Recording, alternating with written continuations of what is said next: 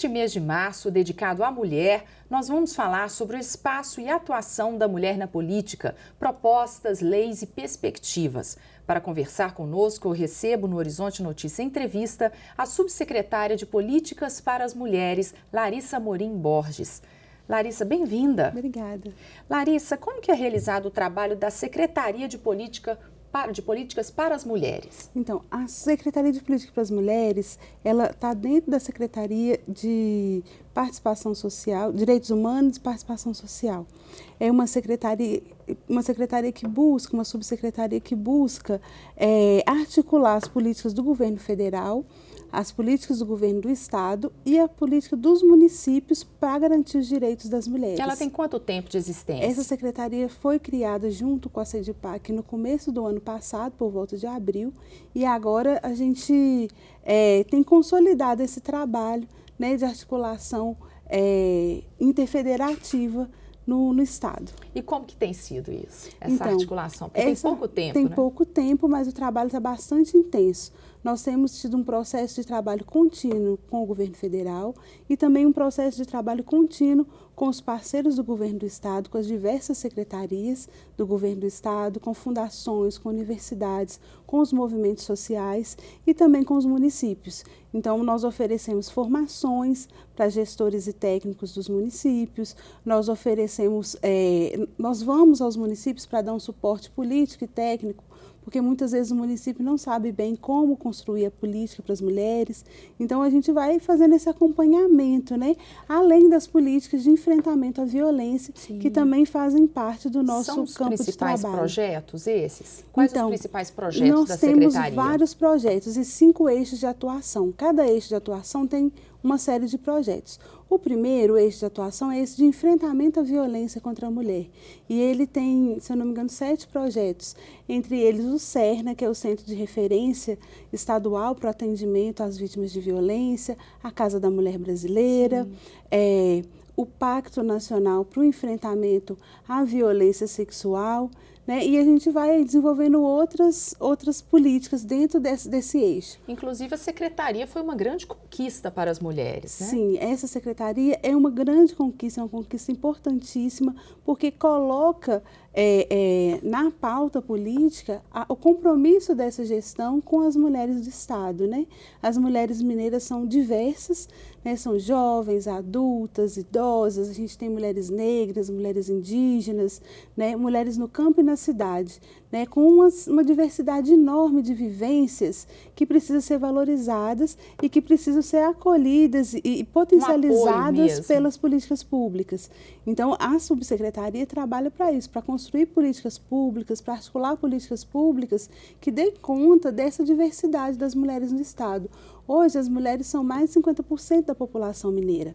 Então, não podemos ignorar a importância dessas mulheres para a constituição do estado, né? Se esse estado cresce, se esse estado se desenvolve, tem a ver com a participação das mulheres. E nesse período da secretaria, da criação da secretaria, o que vocês perceberam de mais necessidade que as mulheres sofrem, né, os problemas maiores, o que elas precisam mais, do apoio de vocês, quais que são as principais demandas para a secretaria? Tem 2 frentes de trabalho que são fundamentais.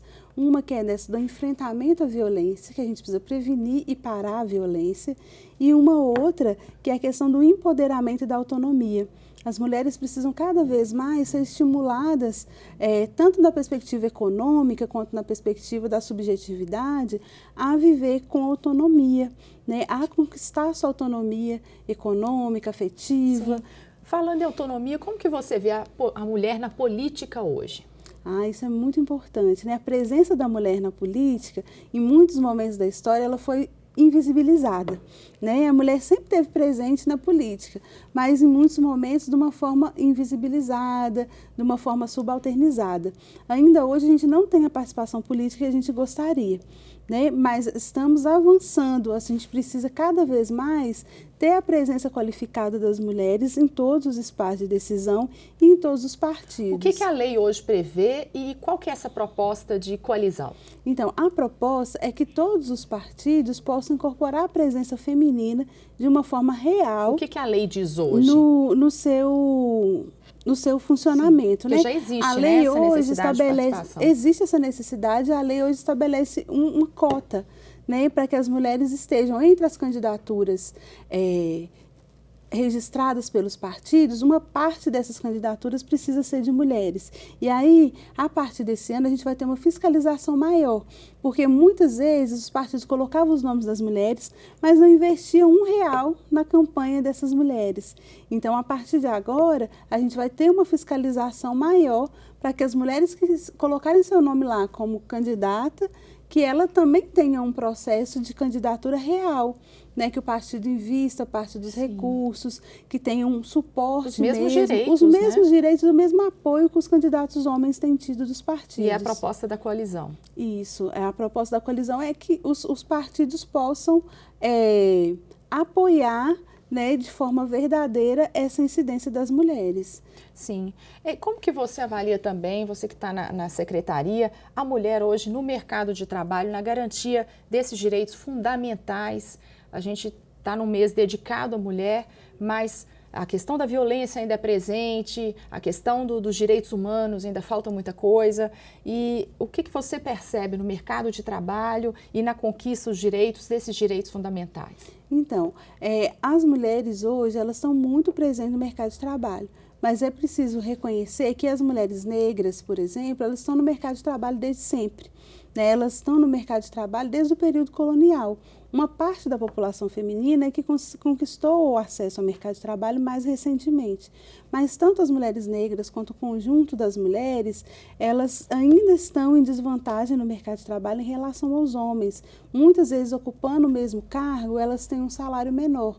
E às vezes, com uma qualificação maior, ainda assim elas têm um salário menor, né? A dificuldade que o machismo impõe nas organizações como um todo, coloca empecilho para que as mulheres assumam cargos de liderança. Uma mulher gestora, ela tem que se impor mais, né? Tem que se impor mais, é testada sobre isso, ela é testada. Então, assim, e também a questão da própria vida sexual da mulher, que muitas vezes é colocada como um elemento de barganha nesses espaços, né? Então, tudo que a mulher faz num determinado espaço é avaliado a partir da sua conduta afetivo-sexual. Então, muitas vezes a mulher na empresa, as pessoas vão falar, não, mas ela não é casada, ou namora com todo mundo, ou só subiu de cargo porque fez isso ou aquilo. Então, acaba tendo uma desvalorização que não é real, né? Isso é uma cultural também, né? Que precisa ser combatida. É uma desvalorização que, na verdade, é real, mas que não é fundamentada em fatos reais, né? Então, assim, é uma forma de descaracterizar, de desvalorizar a presença da mulher nos espaços. É triste, mas a gente ainda percebe isso em pleno ano de 2016, tanta dificuldade, tanta indiferença, tanta violência com a mulher. Né? A violência é um dos fatores que também provoca um prejuízo para a mulher no ambiente de trabalho. E não tem classe social também para a violência. Todas as mulheres são sujeitas a viver a violência, seja ela física ou a violência psicológica, né? Então, porque muitas vezes as pessoas acham a violência só quando me der um soco. Não, não é. Às vezes, quando você é assediada no ônibus, quando você escuta alguma ofensa ou alguma coisa que, às vezes, os homens acham... verbal mesmo. Eles acham que é um elogio, uma cantada de mau gosto. Sim. Isso é uma forma de violência. Agora, que propostas podem ajudar essas mulheres a melhorar a situação da mulher, principalmente no nosso país? Então, nós estamos saindo agora de um processo de conferência municipais e estaduais de política para as mulheres e indo para a Conferência Nacional, que deve ser realizada em maio. Então, a gente conseguiu, ouvindo as mulheres de vários municípios, foram mais de 200 municípios envolvidos, a gente conseguiu levantar uma série de propostas que estão sendo encaminhadas para o governo federal. As principais têm a ver com isso, com a garantia dos direitos, com o empoderamento, com a coisa das creches, né, que é um debate importante, que andou um pouco invisibilizado, mas que a garantia de creches colabora para que as mulheres tenham o acesso ao mercado de trabalho de uma forma tranquila. E não é só creche no horário diurno, também creche no horário noturno. Porque tem mães, por exemplo, que trabalham no telemarketing, que vão precisar de um horário diferenciado para deixar seus filhos na creche, poder trabalhar e estudar. Tem outras propostas em relação à criação de casas da mulher brasileira, ou instrumentos semelhantes à Casa da Mulher Brasileira em outros municípios além de Belo Horizonte, né? Da ampliação da rede de atendimento à mulher vítima de violência em todo o estado, da construção de abrigos também e casas de passagem, porque muitas vezes a mulher sofre violência e ela não pode voltar para aquele ambiente. Ela não tem onde morar. Não tem para onde ir, então tem que ter um órgão que possa acolher. Então também tem essas propostas. Então a gente tem uma série de propostas que estão sendo encaminhadas para isso, para que a mulher tenha a possibilidade de exercer os seus direitos. E quais que são os principais desafios da Secretaria hoje? Você falou, tem a conferência em maio, né? Uma série de demandas. Então, a gente tem um grande desafio, que não é só da Secretaria, mas é de toda a sociedade, que é romper com essa cultura machista que está enraizada na sociedade mineira. Né? Então, assim, em Minas, em muitos lugares, a gente ainda tem a permanência de uma cultura naturalizada do machismo, né? De achar que a mulher é propriedade do homem, de que mesmo as meninas, né, elas têm que ceder a certos tipos de comportamento ou de pressão. Então, essa cultura machista no Estado, ela é o nosso principal desafio. Larissa, para a gente encerrar, qual o contato da Secretaria, quem precisar de apoio, de alguma informação?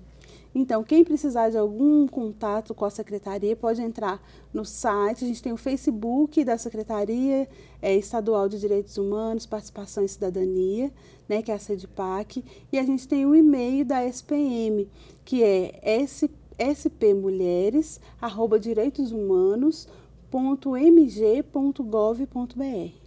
Muito obrigada, então, pela sua presença aqui conosco, que o Dia da Mulher nosso seja cada vez melhor daqui para frente. Ai, com certeza. O que a gente deseja, né? E que a gente possa entender que respeitar o direito das mulheres é todos os dias, não só no 8 de março. Com certeza. O programa termina aqui. Quer conferir nossa programação? Acesse o site tvhorizonte.com.br. Lá tem esse programa e muito mais. Até o próximo Horizonte Notícia Entrevista.